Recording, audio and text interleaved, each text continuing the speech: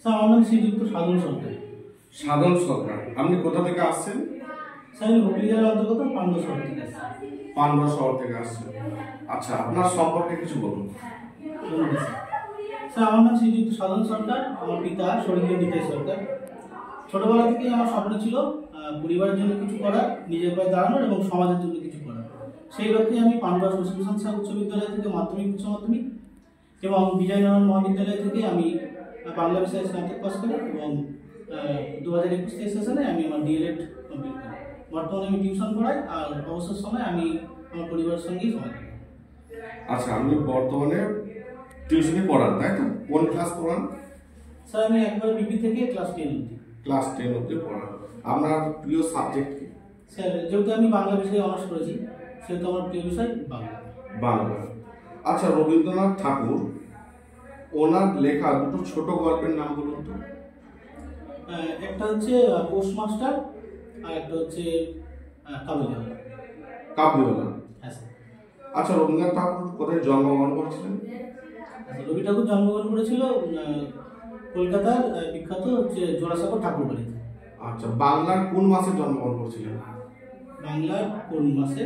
বাংলার হচ্ছে বৈশাখ মাসে। কত তারিখ? 25শে বৈশাখ ওনার জন্মদিন।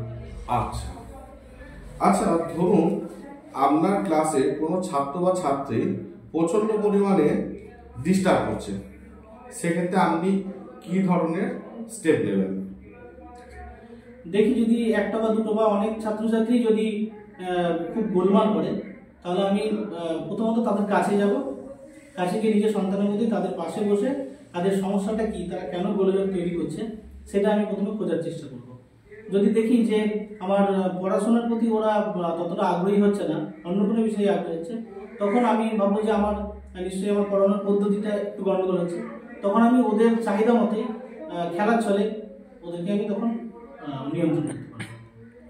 আচ্ছা, আপনার পেছনে দেখুন একটি গ্লোব আছে, ওই গ্লোবটা নিন।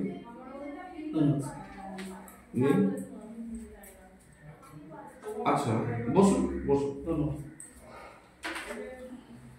আচ্ছা, এই গ্লোবটা আপনি যে দেখতে পাচ্ছেন, হ্যাঁ, এই গ্লোব থেকে ধরুন আপনাকে বলা হলো যে ক্লাস 4-এর কোনো ছাত্রকে আপনি 7টা মহাদেশের দেখাবেন, মহাদেশের ধারণা দেবেন, যে বা চিহ্নিত করবেন যে এইটাকে বলা হয় 7টা মহাদেশ।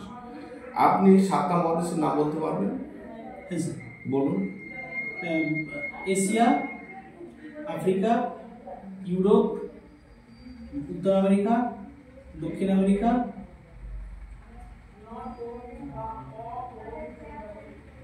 অস্ট্রেলিয়া আর হচ্ছে ওশেনিয়া। অস্ট্রেলিয়া বা অস্ট্রেলিয়া। আচ্ছা, যে কোনো দুটো মহাদেশ আপনি একটু দেখান তো।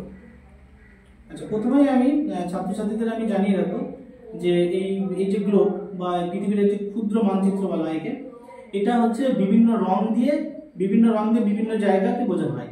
যে কোনোটা হলুদ রং দিয়ে একটা বিষয় বোঝানো হয়, কোনোটা নীল রং দিয়ে যেমন জলবায়ু বোঝানো হয়, এরকমগুলো থাকে। তো আমি এটা বলে আমি ওদের এই যে ম্যাপ আছে রয়েছে, যে ম্যাপের বিভিন্ন দিকগুলো রয়েছে আমি ওদের জানিয়ে দেবো যে ম্যাপের হচ্ছে পূর্ব দিক থেকে, ডান দিকটা থেকে পূর্ব দিক এবং তার উল্টো দিকটা থেকে পশ্চিম, উপর দিকটা উত্তর, দক্ষিণ। তো সেইভাবে আমি ওই রং দেখে আমি ওদের বোঝাবো যে এইটা হচ্ছে একটি মহাদেশ, যেটা হচ্ছে এশিয়া, সবচেয়ে বড় মহাদেশ। আর একটা আমি দেখিয়ে চিহ্নিত করে দেবো যে এই রংটা দেখতে পাচ্ছ, এই রং হচ্ছে অপর আরেকটি মহাদেশ ইউরোপ। এইভাবেই আমি মহাদেশগুলিকে চিহ্নিত করে দেবো। আচ্ছা, গ্লোবটা রাখুন আপনি।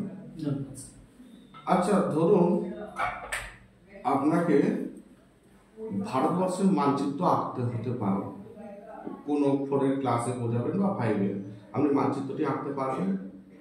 চেষ্টা করবো। আচ্ছা, একটু চেষ্টা করুন তো।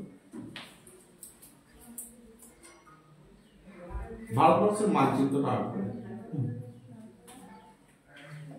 প্রথমে যথারীতি আমি বলে দেবো যে কোনো মানচিত্র থাকবে, এটা হচ্ছে পূর্ব, এটা হচ্ছে পশ্চিম, এটা হচ্ছে উত্তর এবং এটা হচ্ছে দক্ষিণ। তো যথারীতি আমাদের ভারতের যে ম্যাপ, এই উত্তর দিক থেকে শুরু হচ্ছে এইভাবে, হিমালয় হয়ে আস্তে আস্তে আস্তে একটা দক্ষিণ অংশ। আমি একটু লেখাটা উপরে দিয়েছি বলে তোমাদের বুঝতে অসুবিধা হচ্ছে বাচ্চারা।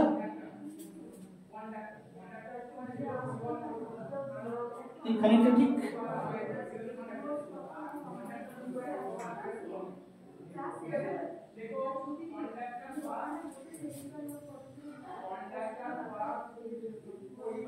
এই খানিকটা ঠিক স্যার এরকম। আচ্ছা ঠিক আছে, আপনাকে এবার কোন স্টুডেন্টস জিজ্ঞাসা করলো যে স্যার এটা ভারতবর্ষ, আচ্ছা আপনি বলুন তো স্যার তাহলে আমাদের বাড়িটা কোন জায়গায় হতে পারে এখানে, স্যার আমি কোথায় বাস করি একটু দেখান তো। আমরা যেহেতু তাকে বলবো যে আমরা যেহেতু পশ্চিমবঙ্গে বাস করি, তো আমাদের পশ্চিমবঙ্গটা হচ্ছে আমাদের স্কুলটা একটু দেখিয়ে দিন স্যার, বাচ্চার দাবি হচ্ছে এটা যে আমাদের স্কুলটা স্যার তাহলে কোথায়। তো আমি তাদের আগে বলবো যে আমরা যেহেতু পশ্চিমবঙ্গে বাস করি, আর আমাদের এই যে মানচিত্র, ভারতের মানচিত্র তোমরা দেখতে পাচ্ছ, তার মধ্যে পশ্চিমবঙ্গ ঠিক এইরকম জায়গায় অবস্থান করছে। এই যে দেখতে পাচ্ছ এটা হচ্ছে পশ্চিমবঙ্গ। তো পশ্চিমবঙ্গে আমরা খুব যদি এবার ম্যাপে দিকে যাই, আচ্ছা ক্ষুদ্র করে এখানে আমাদের একটা জেলা আছে হুগলি, এই জায়গাটা ঠিক। আচ্ছা এই যে জায়গাটা দেখালে এগুলোকে আমরা ম্যাপ পয়েন্টিং বলে হিসেবে চিহ্নিত করি, তাই না? আচ্ছা আচ্ছা আপনি দেখান শ্রীলঙ্কাটা কোন জায়গায়? শ্রীলঙ্কা। তো বলবো যে শ্রীলঙ্কাটা হচ্ছে আমাদের ভারতের ম্যাপের একেবারে দক্ষিণ অংশে। এই যে দক্ষিণ অংশ, এটা একেবারে দক্ষিণ অংশ, আমাদের দেশ থেকে বিচ্ছিন্ন একটা অংশ, এই এরকম জায়গায় রয়েছে শ্রীলঙ্কা। ঠিক ঠিক আছে, আপনি আসুন।